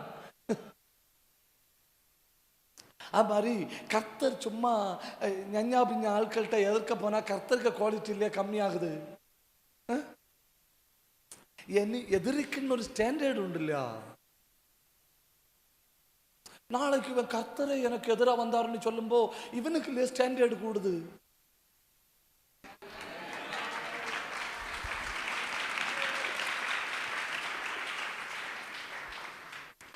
என்கிட்ட ஃபைட் பண்ண வந்தது யாருன்னு தெரியுமான்னு கேட்டு அவர் ஆகும்னு சொன்னா இவனுக்கு லெவல் எங்க போகுது? அப்படின்னா இவன்கிட்ட எவ்வளவு பெரிய எதிர்பார்க்கிறார் இல்லையா? ஏ கர்த்தரே எனக்கு எதிராளியால் வந்த காலத்துல நான் பெரியவனானே.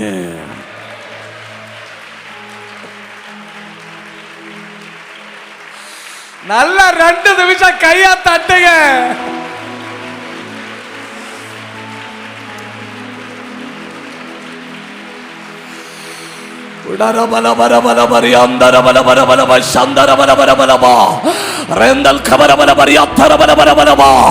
உனக்குள்ள இருக்கு, ஏன் இருக்கு, இருக்கு, கிருபை இருக்கு. தட்டி தூக்க.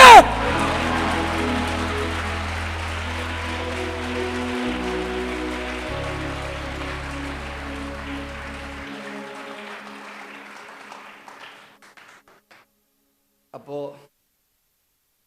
மோசே பெரியவனான காலத்தின் முக்கியத்துவத்தை சொல்லுங்க ஒவ்வொன்னா. ஒன்று, பார்வோனின் ஆவி செயல்பட்டு கொண்டிருந்த காலம். 2, நம்பியிருந்தோர் வெளியே போட்டுவிடும் காலம். 3, கர்த்தரே எதிரியாய் வந்த காலம். 4, இமேஜினரி ஃபியருக்கு என்ன சொல்லுவாங்க? Imaginary fear.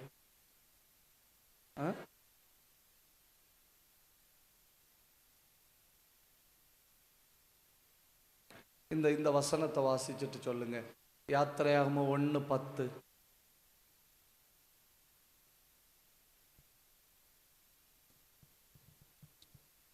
அவர்கள் பெருகாதபடிக்கும் ஒரு யுத்தம் உண்டானால் அவர்களும் நம்முடைய பகைஞரோடு கூடி நமக்கு விரோதமாக யுத்தம் பண்ணி தேசத்தை விட்டு புறப்பட்டு போகாதபடிக்கும் நாம் அவர்களை குறித்து ஒரு உபாயம் பண்ண வேண்டும் என்றான். இதில் எதுவுமே நடக்கல. பார்த்தீங்களா? ஒரு யுத்தம் நடக்கல, ஒரு பகைஞர் வரல, அந்த பகைஞரோட இஸ்ரவேல் ஜனங்கள் கூடல்ல. இதெல்லாம் என்ன? கற்பனை பயம். கற்பனை பயம் சூழ்ந்திருந்த காலம்.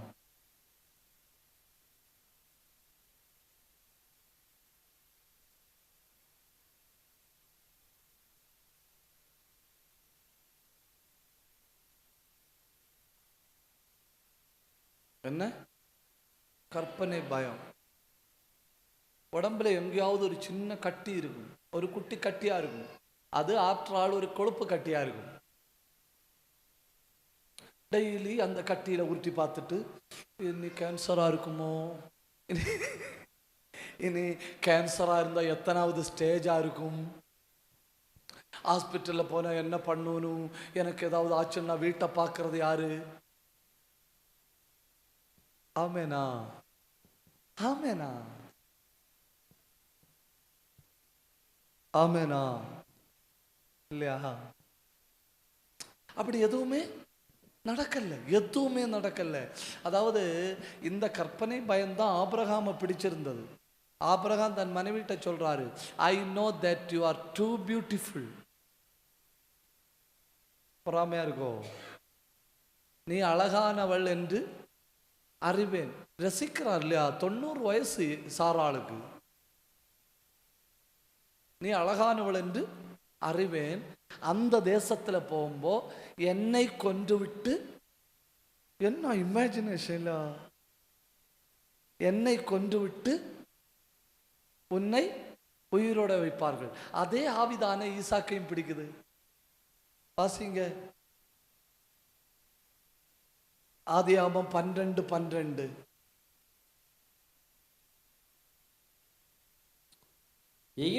எகிப்தியர் உன்னை காணும்போது இவள் அவனுடைய மனைவி என்று சொல்லி என்னை கொன்று போட்டு உன்னை உயிரோடு வைப்பார்கள். பார்த்தீங்களா? இதாக்கு எகிப்துல உள்ள பிரச்சனை. எகிப்துல உள்ள பிரச்சனை என்ன? அங்க கால் வச்ச உடனே கற்பனை பயம். என்ன பயம்? உள்ளுக்குள்ள யோசிச்சு யோசிச்சு பயப்படுதல். அதே பயம்தானே ஈசாக்குக்கும் வருது. ஆதியாகமம் 26:7. அவ்விடத்து மனிதர்கள் அவன் மனைவியை குறித்து விசாரித்த போது இவள் என் சகோதரி என்றான். ரெபேக்காள் பார்வைக்கு அழகுள்ளவன் ஆனபடியால் அவ்விடத்து மனிதர்கள் அவள் நிமித்தம் தன்னை கொல்லுவார்கள் என்று எண்ணி அவளை தன் மனைவி என்று சொல்ல பயந்தான். இதே பிரச்சனை தானே யோபுவுக்கும் வருது. யோபு 3:25.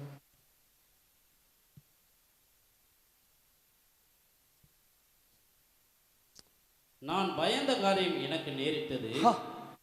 அவ்வளவுதான். நான் இப்படிதான் யோசிச்சுட்டு இருப்பேன். ஒரு நாள் என் வீடு இடிஞ்சு விடும், என் பிள்ளைகள் செத்து போகணும். நான் இப்படிதான் யோசிச்சுட்டு இருந்தேன். ஒரு நாள் வானத்திலிருந்து அக்னி வந்து விடும், ஏன் ஆடு மாடெல்லாம் நாசமா போகும்.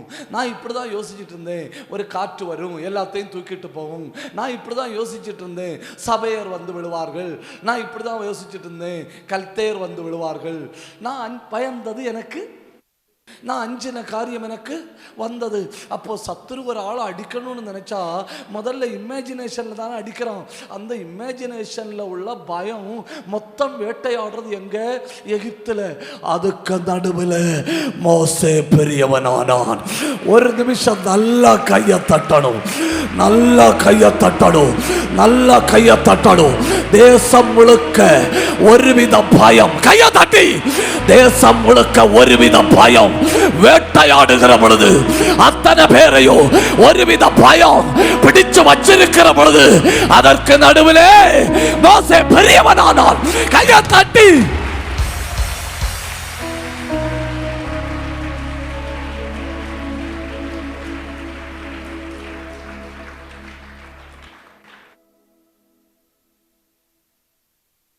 எதிர்நாட்டவர்கள் ஒரு நாட்டில் யுத்தம் பண்ண போகும்போ அவங்க என்ன பண்ணுவாங்கன்னா, ராஜாவையும் ராணியையும் கொலை பண்ணிட்டாங்கன்னா அடுத்து அவங்க பிள்ளைகளை எல்லாம் கொலை பண்ணுவாங்க. பிள்ளைகளை எல்லாம் கொலை பண்ணிட்டாங்கன்னா அடுத்து அரசனாக வாய்ப்புள்ள அத்தனை பேரையும் கொலை பண்ணுவாங்க. காரணம் என்னன்னு கேட்டால், இமேஜினரி ஃபியர். இதுக்குள்ளே இருந்து ஒருத்தனை நம்ம தப்ப விட்டுட்டா அவன் எழும்பி நாளைக்கு நமக்கு எதிராக வந்து நம்முடைய ராஜ்யத்தை பிடிக்க முடியும் அப்படிங்கிற பயம். அருமை தேவ பிள்ளைகளை, அந்த பயம் ஒரு ராஜ்யத்தில் அத்தனை பேரையும் பிடிச்சு வச்சிருக்கு. அந்த அத்தனை பேரையும் அந்த பயம் சூழ்ந்திருந்த காலத்தில் அதுக்கு நடுவில் மோசே பெரியவனானான். ஒரு நிமிஷம் கையை தட்டி, ஒரு நிமிஷம் கையை தட்டி, ஒரு நிமிஷம். பயத்தின் ஆவிகள் வெளியேறுகிறது.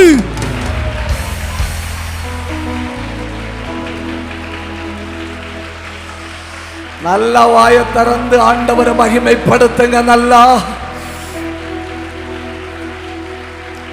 உடபலபலபலப சந்தல் பிரௌடபலபலபலபலபா ரியாந்தரபலபத்தரபலப ஹத்தல் கபரபலபா ரியாத்தரதல சத்தரபலபலபலபா. ஓ சரீரத்தை பற்றின பயம், ஓ உடம்ப பற்றின பயம், ஓ வீட்டை பற்றின பயம், ஓ பிள்ளைய பற்றின பயம், ஓ வாழ்க்கையை பற்றின பயம், ஓ வேலையை பற்றின பயம். அந்த பயத்தின் மேகம் இப்ப விலகுகிறது. கையை தட்டி அந்நிய பாஷை மட்டும் பேசுங்க. ரகத்தாரா ரிகத்தாரா அல்கர கந்தரா. நீதிமான் சிங்கத்தை போல தைரியமா இருப்பான்.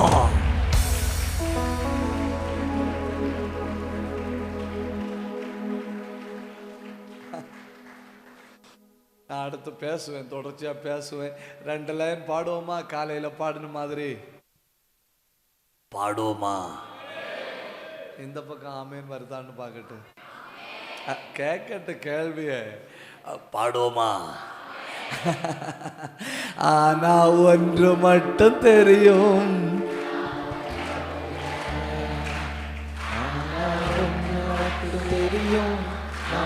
என் தங்கங்களை நல்ல கையை தட்டி. ஒன்று மட்டும் தெரியும், நான் உங்க தோளில. ஆனா ஒன்று மட்டும் தெரியும், நான் உங்க தோளில. நெருக்கத்தின் எல்லை புரிந்தவரே, பெருக்கமாய் ஆசீர்வதிப்பவரே. நெருக்கத்தின் எல்லை புரிந்தவரே, பெருக்கமாய் ஆசீர்வதிப்பவரே. ஆனா ஒன்று மட்டும் தெரியும், நான் உங்க தோளில். நல்ல கையை தட்டி. ஆனா ஒன்று மட்டும் தெரியும், நான் உங்க தோளில். ஆனா ஒன்று மட்டும் தெரியும், நான் உங்க தோளில். ஆனா ஒன்று மட்டும் தெரியும், நான் உங்க தோளில். எல்லார் மேலும் அபிஷேகம், எல்லா பக்கத்திலையும் அபிஷேகம். உச்சந்தலம் முதல் உள்ள காது வரை ஆவியானவர் தொடுகிறார். கையை தட்டி பெற்றுக் கொள்ளுங்க. ஆனா ஒன்று மட்டும் தெரியும், நான் உங்க தோளில். ஆனா ஒன்று மட்டும் தெரியும், நான் உங்க தோளில்.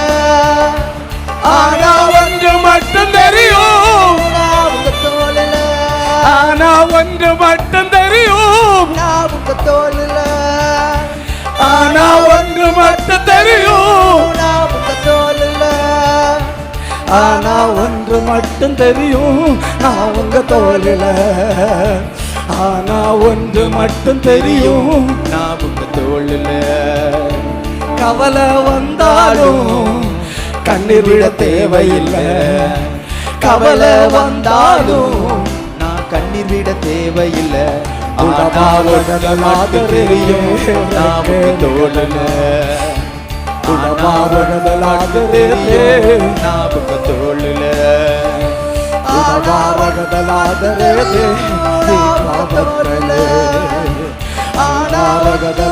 தெரியும்,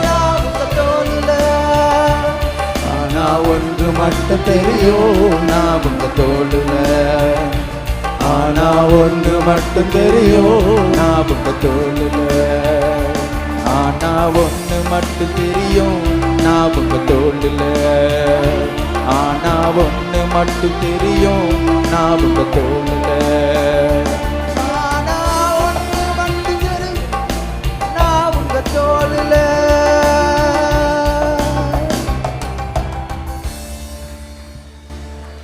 எல்லாருக்குள்ளையும் ஏதோ ஒரு விதமான பயம் குடியிருக்கிற காலம்.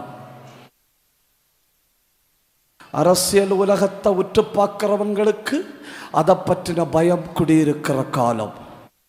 மருத்துவத்துறையில் வேலை பார்க்குறவங்களுக்கு அடுத்து என்ன வியாதி வரப்போகுதுன்னு சொல்லி உற்று பார்த்து பயப்படுகிற காலம்.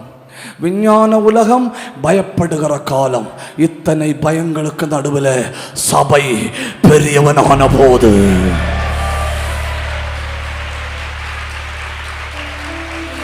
கையை தட்டப்படாது. கையை தட்டினா நல்லா தட்டணும்.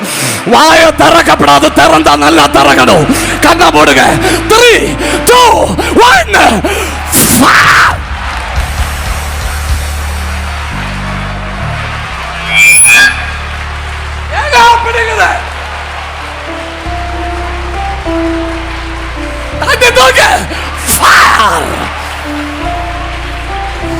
பெத்துக்க தங்கச்சி, தங்கச்சி ஃபயர்.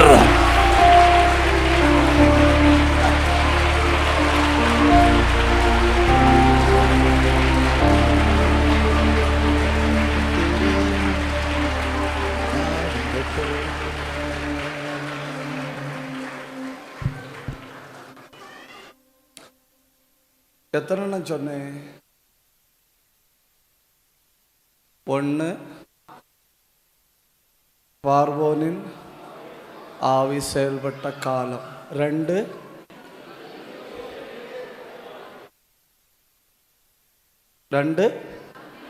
நம்பினோர் வெளியே போட்டுவிட்ட காலம்.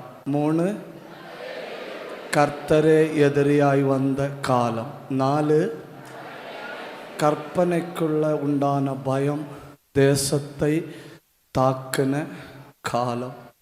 5 நானே மரணத்தை விரும்பின காலம்.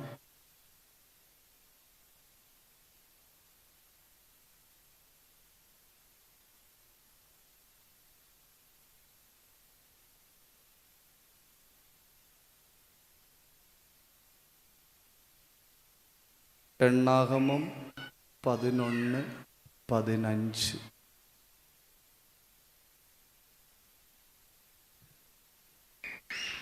உம்முடைய கண்களிலே எனக்கு கிருபை கிடைத்ததானால் இப்படி எனக்கு செய்யாமல் என் உபத்திரவத்தை நான் காணாதபடிக்கு இப்பொழுதே என்னை கொன்று போடும் என்று வேண்டிக் கொண்டான். என்ன கஷ்டம் இல்ல?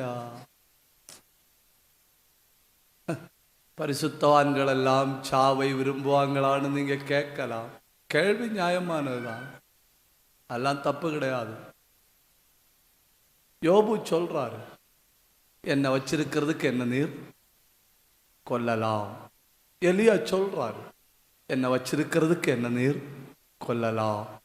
மோசே சொல்றாரு, என்னை வச்சிருக்கிறதுக்கு என்ன நீர் கொல்லலாம். ஆனா ஒண்ணு தெரியுமா, இப்படி நினைச்சு கொண்டிருந்த பொழுதும் கீழே போகல. மோசே பெரியவனான காலம்.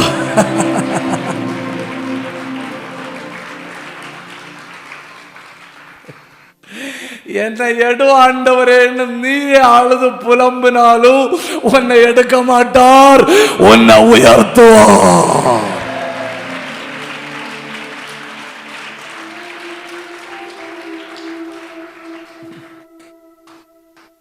நான் ஒரு சென்னையில் ஒரு மீட்டிங்கில் பிரசங்கம் பண்ணினேன். பிரசங்கம் பண்ணிட்டு இருக்கும்போது 40 நாள் உபவாசத்தோடு போய் பிரசங்கம் பண்ணினேன்.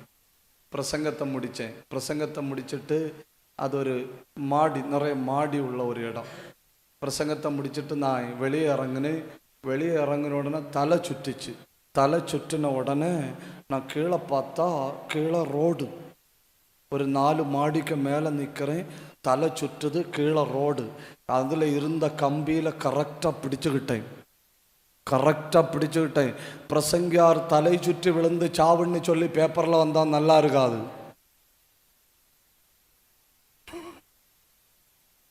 ஆமென், ஆமென். மரண ஆவிகளுக்கு நடுவில் நீ பெரியவனாவாய்.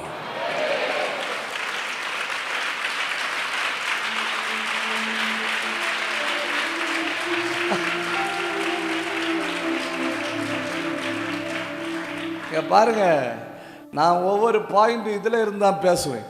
அதனால் உங்களுக்கு ஏதாவது டவுட்டுன்னா, எலியாவை பற்றி சொல்லும்போது டவுட்டுன்னா யூ ஆஸ்க் எலியா. மோசையை பற்றி சொன்னப்போ டவுட்டுன்னா நேரம் அங்கே கேளுங்க. நான் டாக்குமெண்ட் இங்கே இருந்துலே சொல்கிறேன். அதாக்கு என்னோட பலம். புஸ்தகத்தை தாண்டி ஒரு வார்த்தை கூட வெளியே சொல்ல மாட்டேன். நீ மரணத்தை விரும்புகிற காலத்தில் கர்த்தர் உன்னை பெரியவனாக்குகிறார். கையா தாட்டி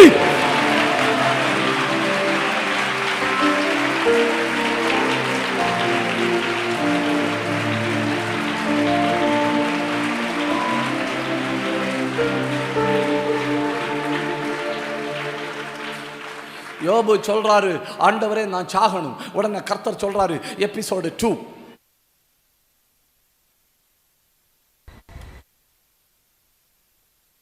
எலியா சொல்றாரு, ஆண்டவரே நான் சாகணும். உடனே கர்த்தர் சொல்றாரு, எபிசோடு 2. மோசே சொல்றாரு, ஆண்டவரே நான் சாகணும். கர்த்தர் சொல்றாரு, எபிசோடு 2. ஏய், மரணத்தின் ஆவிகள் உன்னை நெருக்கும்போ நீ அழிகிற காலம் அல்ல, நீ பெரியவனாகிறாய்.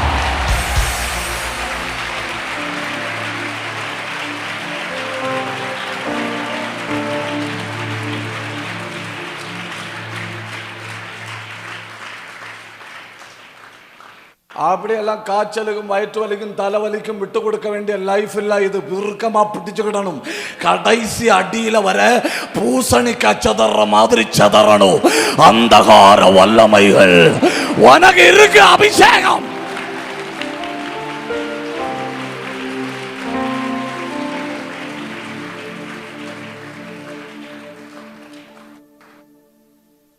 முடிக்கலாம் இல்ல?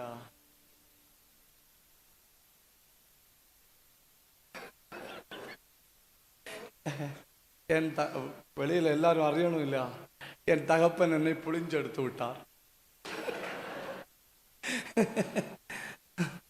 அவன் கேட்கிறான், ஆண்டவரே என்ன கொண்டு போடலாமே, என்னை எடுக்கலாமே, என்னால முடியல. 10 தடவை என்னை எடும் ஆண்டவரேன்னு சொல்லி பாருங்க, 10 அடி மேல கொண்டு போவாரு.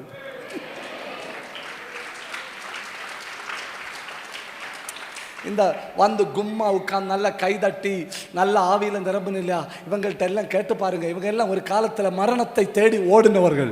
இப்ப அப்படி பிடிச்சு வச்சு மோசே பெரியவனான காலம்.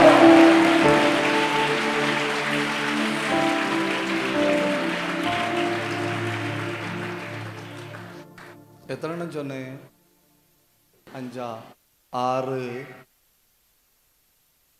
பிரச்சனைகளை சுமக்க முடியாத காலம்.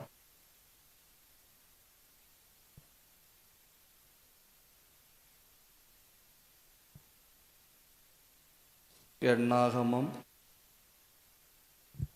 11ஆம் அதிகாரம் 14வது வசனம். இந்த ஜனங்கள் எல்லாரையும் நான் ஒருவனாய் தாங்கக்கூடாது, எனக்கு இது மிஞ்சின பாரமாய் இருக்கிறது. 12வது வசனம். இவர்களுடைய பிதாக்களுக்கு நான் ஆணையிட்டு கொடுத்த தேசத்துக்கு நீர் இவர்களை முளையென்கிற பாலகனை தகப்பன் சுமந்து கொண்டு போவது போல உன் மார்பிலே அணைத்து கொண்டு போ என்று என்னோடு நீ சொல்லும்படி இந்த ஜனங்களை எல்லாம் கற்பந்தரித்தேனோ, இவர்களை பெற்றது நானோ. என்ன கடுப்புல இருக்கார் இல்லையா யுவரானர்? அந்த கடுப்புல சொல்றாரு, எனக்கு சுமக்க முடியல. இதெல்லாம் நம்ம அடிக்கடி சொல்றதானே. நமக்கு ஏகப்பட்ட இஎம்ஐ இருக்கு, சுமக்க இருக்கிற இன்ஸ்டால்மெண்ட்டை நமக்கு சுமக்க, இருக்கிற நோயை நமக்கு சுமக்க, இருக்கிற குடும்பத்தை நமக்கு சுமக்க. சத்தமா பேசுங்க.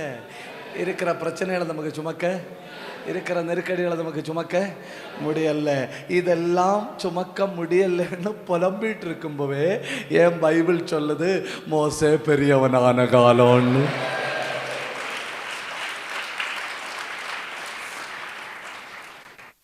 ஒரு வார்த்தை, எப்போ நான் இன்னைக்கு உங்கள் நடுவில் நிற்கிறேன்னா அதுக்கு பல காரணங்கள் உண்டு.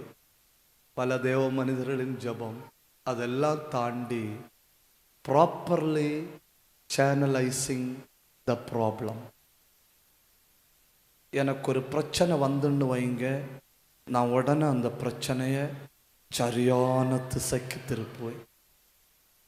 சரியான திசைக்கு.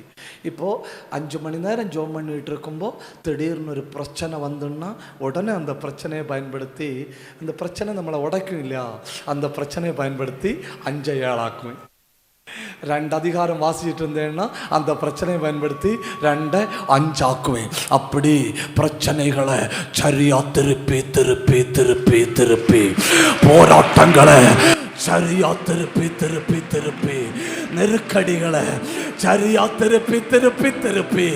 மோசே பெரியவனான காலம். 2 நிமிஷம் கையா தட்டி, 2 நிமிஷம் கையா தட்டி.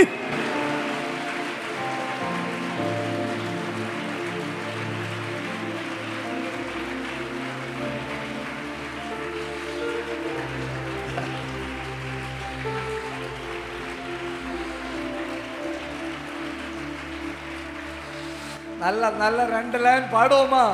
2 லைன். ஆனா ஒன்று மட்டும் தெரியும், நான் உங்க தோளில. ஆனா ஒன்று மட்டும் தெரியும், ஆனா ஒன்று மட்டும் தெரியும், நான் உங்க தோளில. ஆனா ஒன்று மட்டும் தெரியும், நான் உங்க தோளில. குறைவே வந்தாலும் நான் குறுகி போவதில்லை, குறைவே வந்தாலும் நான் குறுகி போவதில்லை.